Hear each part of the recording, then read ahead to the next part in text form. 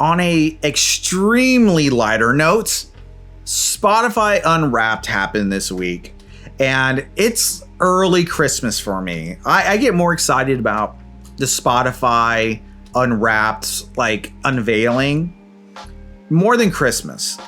It is like what I've been working for all year.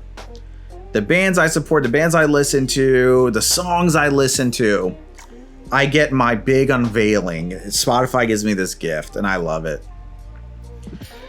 This year wasn't too much of a surprise. If you know me, I'm a gigantic fan of Dance Gavin Dance.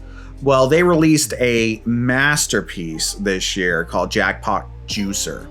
It was perfect. It was a breath of fresh air. I wasn't too happy with the last album. I don't know why. It had some good songs, but it wasn't my favorite.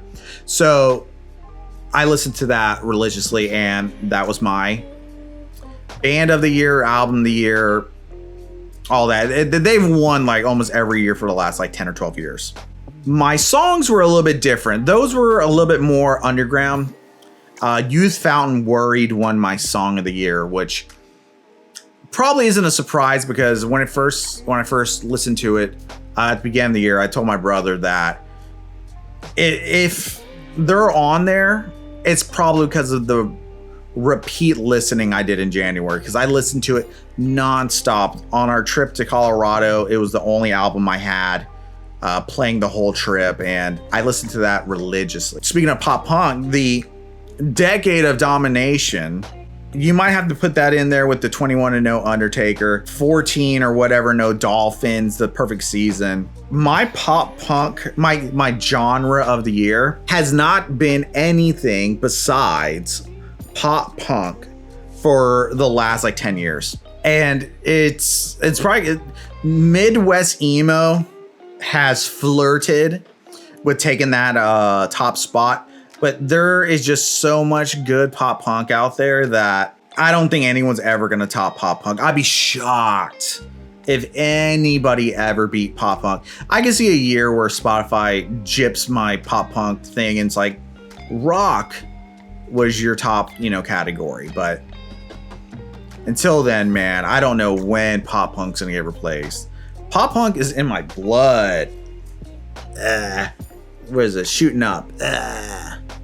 Shooting punk right into my veins. I was shocked how many people had Dance Gavin Dance on their Unwrapped that have never like told me that they're a giant fan, but once I posted up that Dance Gavin Dance won, they're like, me too, me too, me too. Me too movement.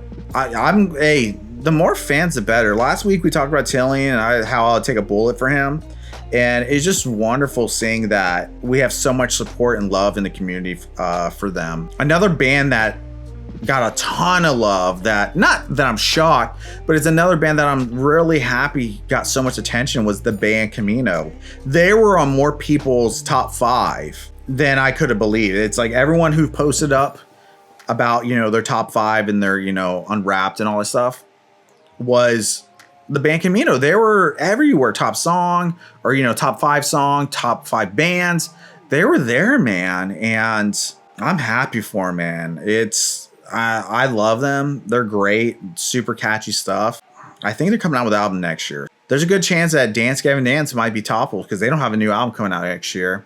But the band Camino does, so we'll stay tuned and see in 2023 who's going to be the Chuck Acious top artist of the year.